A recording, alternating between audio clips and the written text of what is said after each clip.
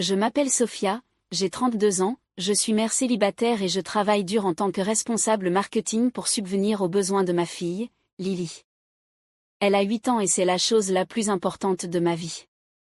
Récemment, nos vies ont basculé. Les mots du médecin résonnent encore dans ma tête, Mademoiselle Thompson, j'ai bien peur que Lily ait une condition cardiaque rare. Elle aura besoin d'une opération en urgence. Chaque nuit depuis, je reste éveillée en revivant ces mots, luttant pour équilibrer mon travail, prendre soin de Lily et maintenant planifier sa chirurgie, qui est vitale pour sauver sa vie. Juste au moment où je pensais que les choses ne pouvaient pas être pires, ma sœur Olivia a appelé, convoquant une réunion de famille. Nous nous sommes réunis chez mes parents, ma mère, mon père, Olivia et mon petit frère Jake. Olivia sautillait presque d'excitation, exhibant sa bague de fiançailles. « J'ai une incroyable nouvelle », s'est-elle exclamée. « Je vais me marier à Bali. » Alors que tout le monde devinait avec admiration, mon estomac se serra. Je savais ce qui allait suivre. Cela aura lieu le mois prochain et j'ai besoin de tout le monde là-bas, sans excuse. J'ai respiré profondément. Sœur, je suis très heureuse pour toi, mais la chirurgie de Lily est le mois prochain. Je ne peux pas la laisser. La salle est tombée dans le silence. Puis la tempête est arrivée, Sophia, c'est le jour spécial de ta sœur, a réprimandé ma mère. Mon père a ajouté, ne peut-on pas reprogrammer l'opération?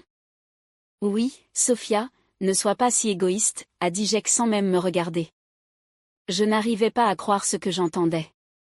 Égoïste? Je parlais de la vie de ma fille. Le visage d'Olivia se tordit en une moue. Tu fais toujours ça, Sophia. Tu essaies toujours de voler mon éclat. Des souvenirs ont refait surface, Olivia toujours à l'avant-plan lors de mes matchs de football, sa remise de diplôme célébrée de manière beaucoup plus grandiose que la mienne. Ses réussites ont toujours été prioritaires. Ce n'est pas juste, Olivia, tu sais que ce n'est pas vrai. Eh bien, si tu tenais vraiment à cette famille, tu trouverais un moyen d'être là, a rétorqué Olivia. J'ai regardé autour de moi, espérant du soutien, mais tout ce que j'ai vu, ce sont des visages déçus. Personne n'a rien dit. Je me suis levée, la voix tremblante, je suis désolée, mais je ne peux pas abandonner Lily quand elle a le plus besoin de moi. Le sentiment d'isolement s'est installé en moi alors que je sortais de la maison. Comment pouvait-il me demander de choisir entre ma famille et la vie de ma fille? L'injustice de tout cela me faisait tourner la tête. Cette nuit-là, en mettant Lily au lit, sa petite main trouva la mienne. Maman, ça va? Tu as l'air triste. J'ai forcé un sourire. Je vais bien, ma chérie, je pense juste à des choses d'adulte. Ses yeux s'agrandirent. C'est à propos de mon cœur? Ne t'inquiète pas pour ça, mon amour, dis-je en l'embrassant sur le front. Maman s'occupera de tout. En éteignant la lumière et en fermant la porte, je me suis appuyée contre le mur, déchirée entre mon amour pour ma fille et les attentes écrasantes de ma famille. Les semaines suivantes se sont mélangées en longues nuits de travail, feuilles de calcul sans fin et tout l'écart supplémentaire que j'ai pu prendre. Chaque centime comptait. Une nuit, après que Lily se soit endormie, j'ai décidé d'appeler mes parents, espérant qu'ils s'étaient calmés et qu'ils comprendraient. « Salut, maman, j'espérais que nous pourrions parler de l'opération de Lily. »« Sophia, ce n'est pas le bon moment, » répondit ma mère d'un ton tranchant. « Nous sommes occupés avec les préparatifs du mariage. » J'ai ravalé ma frustration. « Je comprends, mais c'est important. Tu te souviens de ce compte joint que nous avons ouvert pour les urgences? Je pensais l'utiliser pour les frais médicaux de Lily. » Il y eut une longue pause. « Eh bien, à ce sujet. » Un frisson parcourut ma colonne vertébrale alors que j'accédais à l'application bancaire. Le compte était vide. « Que s'est-il passé avec l'argent ?» demandai-je d'une voix tremblante. Mon père prit la parole. « Sophia, ne dramatise pas.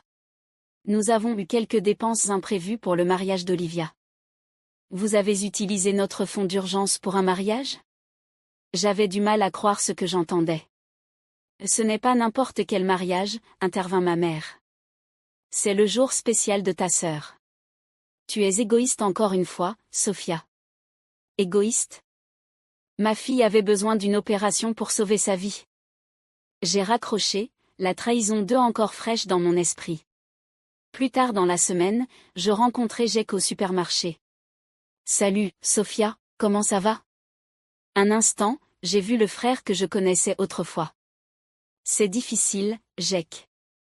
J'avais vraiment besoin d'un peu de soutien. » Il se tortillait d'inconfort. « Écoute, je comprends, mais peut-être que tu devrais avaler ta fierté et aller au mariage. Ça faciliterait les choses pour tout le monde. » Ça faciliterait les choses pour tout le monde, sauf pour Lily et pour moi, tu veux dire, dis-je amèrement. Le visage de Jake se durcit. Ne mets pas ça sur moi, Sophia. Tu es la cause de tout ce drame. Il est parti, et j'ai senti le dernier fil d'espoir se rompre. Le jour précédant leur voyage à Bali, je suis passée par la maison de mes parents pour remettre quelques courriers qui avaient été envoyés à la mauvaise adresse. Lorsque je me suis approchée de la porte, j'ai entendu la voix d'Olivia. Je ne comprends tout simplement pas pourquoi elle est si difficile, c'est comme si elle essayait de ruiner mon mariage exprès. Ma mère l'a calmée, nous savons comment peut être Sophia, elle a toujours besoin d'être le centre d'attention. Exactement, acquiesça Olivia, la voix pleine de frustration. Je parie que Lily n'est même pas si malade, Sophie exagère probablement pour attirer la sympathie. Je restais figée devant la porte, incapable de bouger tandis qu'il me déchirait. Les personnes qui étaient censées m'aimer inconditionnellement minimisaient la vie de ma fille comme si ce n'était qu'un inconvénient. Le lendemain matin, j'observais depuis ma fenêtre pendant qu'ils chargeaient leur voiture, riant et excités pour le voyage. Aucun d'eux ne se retourna vers notre maison. Aucun d'eux ne vint faire ses adieux. Je me suis effondrée au sol, des sanglots secouant mon corps. Comment ont-ils pu faire ça ? Comment ont-ils pu nous abandonner quand nous avions le plus besoin d'eux ? Maman, la voix douce de Lily se fit entendre derrière moi, pourquoi tu pleures ? Je me suis vite essuyé les larmes et j'ai forcé un sourire. Ce n'est rien, chérie, maman est juste un peu fatiguée. Je l'ai serrée dans mes bras, faisant une promesse silencieuse à moi-même, nous traverserions cela, juste toutes les deux. Je ne laisserai jamais personne blesser ma petite comme il m'avait blessée. Lors d'une nuit sans sommeil, une idée m'est venue à l'esprit. J'avais vu des histoires de personnes collectant de l'argent en ligne pour des frais médicaux, peut-être, juste peut-être. Le lendemain, j'ai créé une page de collecte de fonds. Mes mains tremblaient en écrivant notre histoire, exposant la vérité crue de notre situation. J'ai cliqué sur « Publier » et j'ai retenu mon souffle. Au début, rien ne se passa, puis, ping, un don, puis un autre, et encore un autre. Mon téléphone vibra, c'était Sarah, une collègue de travail. « Sophia, je viens de voir ton post. Je n'avais aucune idée de ce que tu traversais. Nous aidons tous ici au bureau, dit-elle. » J'étais émue, des personnes que je connaissais à peine offraient leur aide et des mots gentils. Le lendemain, au travail, ma chef, Rachel, m'a appelée dans son bureau. Mon cœur s'est enfoncé, était-ce à cause des heures supplémentaires que je faisais ? « Sophia, pourquoi ne m'as-tu pas dit à quel point les choses étaient difficiles ?» Les yeux de Rachel étaient pleins d'inquiétude. « Je ne voulais pas ramener mes problèmes personnels au travail, murmurai-je. »« N'importe quoi, nous sommes une famille ici, dit-elle en me tendant une enveloppe. C'est un avance sur ton salaire, et je vais te donner des horaires flexibles. Ta priorité maintenant est Lily. » Je n'ai pas pu retenir mes larmes. Merci, Rachel, je ne sais pas quoi dire. En sortant du bureau, j'ai entendu deux collègues chuchoter, « Tu crois ce que la famille de Sophia a fait ? Choisir un mariage au lieu de la chirurgie de sa fille ? Quel dégoût !» Une partie de moi se sentit vengée, mais pour la plupart, je me sentais juste triste. La nouvelle de notre situation s'est répandue et bientôt les médias locaux ont contacté pour partager notre histoire. Avant que je ne m'en rende compte, j'étais assise devant une caméra, racontant à toute la ville ce que nous avions traversé. « Et ta famille ?» demanda la journaliste, les yeux écarquillés de disbelief. « Ils n'aident pas. » Je déglutis. « Non, ils ont fait leur choix. » L'histoire a été diffusée ce soir-là, et mon téléphone a explosé de messages de soutien. Les dons ont commencé à arriver encore plus rapidement. Lors de ma prochaine visite à l'hôpital, nous avons rencontré Elena, une spécialiste en soins pédiatriques. Elle avait une empathie qui mettait immédiatement Lily à l'aise. Salut, Sophia, dit Elena en nous observant jouer, tu fais un travail incroyable. Peu de gens pourraient gérer cela avec autant de grâce. J'ai ri, amer. Grâce? Je sens que je peine à tenir le coup. Elena a serré ma main. C'est ça la force, ce n'est pas de ne jamais s'effondrer, mais de se relever chaque fois que tu tombes. Je me suis plongée dans les préparatifs finaux pour l'opération, travail, visite à l'hôpital, collecte de fonds de dernière minute. Je fonctionnais uniquement à l'adrénaline. Enfin, le jour est arrivé.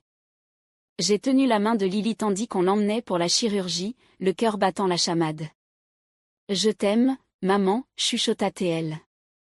Je t'aime aussi, chérie, beaucoup. L'attente fut agonisante, chaque minute semblait une éternité, mais enfin, le médecin est apparu avec un sourire. L'opération a été un succès. Lily va bien. Le soulagement m'enveloppa comme une gigantesque vague. J'ai pleuré, ri et remercié toutes les forces que je pouvais imaginer. Plus tard, alors que j'étais à côté du lit de Lily, l'observant dormir paisiblement, mon téléphone sonna. C'était Jack. Sauf, comment s'est passée l'opération? Nous venons de revenir de Bali et nous avons tout appris. Je suis désolée. J'ai raccroché sans répondre. Ils avaient fait leur choix, et maintenant, je faisais le mien. En regardant ma petite fille courageuse, j'ai ressenti un mélange d'émotions, soulagement, épuisement, oui, colère envers ma famille. Mais, par-dessus tout, j'ai ressenti de l'espoir. Nous avons traversé le pire, et nous l'avons fait sans eux. Les semaines suivantes furent remplies de visites à l'hôpital, de jalons de récupération et de la réalisation que Lily et moi étions plus fortes que je ne l'aurais jamais imaginé. Chaque jour, je voyais ma petite guerrière devenir plus forte. Nous passions des heures à jouer, à lire des histoires et à discuter. On dirait que nous apprenions à nous connaître à nouveau. Pendant que Lily faisait une sieste, je vérifiais mes emails. Un message de Rachel attira mon attention. Sophia, vos performances au cours des derniers mois ont été exceptionnelles. Nous aimerions vous offrir une promotion au poste de responsable senior du marketing. Vous le méritez amplement. Je pouvais à peine y croire. Après tout ce que nous avions traversé, les choses commençaient enfin à s'améliorer. Mais la vie avait d'autres projets. Mon téléphone vibra avec une alerte d'actualité. Une famille locale choisit un mariage de destination plutôt qu'une chirurgie qui sauverait la vie d'un enfant. Mon estomac se serra en lisant cela. Quelqu'un avait fuité notre histoire dans les médias, et elle était devenue virale. Les photos du mariage d'Olivia circulaient partout sur les réseaux sociaux, mais pas de la manière dont elle l'imaginait. Les commentaires étaient brutaux. Comment ont-ils pu abandonner leur petite fille de cette façon? Quel genre de mère choisit des vacances à la plage plutôt que la vie de sa nièce? Je ressentis une étrange satisfaction, mais la culpabilité suivit rapidement. Je ne voulais pas cela. Quelques jours plus tard, Elena appela. « Sophia, as-tu vu les nouvelles? L'entreprise de ton père est sous enquête pour mauvaise utilisation de fonds. » Je ne l'avais pas vu, mais une recherche rapide le confirma. Mon père avait apparemment utilisé des fonds de l'entreprise pour le voyage à Bali. Ensuite, je reçus un message de Jack. « Sophia, pouvons-nous parler? Je suis désolée pour tout. » Je fixai le message pendant un long moment avant de répondre. « Je suis contente que tu regrettes, Jack, mais j'ai besoin de temps. S'il te plaît, respecte cela. » Quant à ma mère, le stress avait eu son prix. Elle fut hospitalisée pour épuisement et hypertension. Pendant ce temps, Lily et moi continuions à avancer. « Lily, comment te sentirais-tu à l'idée de déménager dans une nouvelle maison ?» lui demandai-je un soir. Ses yeux s'illuminèrent. « Puis-je avoir une chambre violette ?» Je ris. Absolument. Le jour du déménagement, alors que nous étions devant notre nouvelle maison, mon téléphone vibra à nouveau. C'était Rachel. « Et Sophia, tu ne vas pas le croire.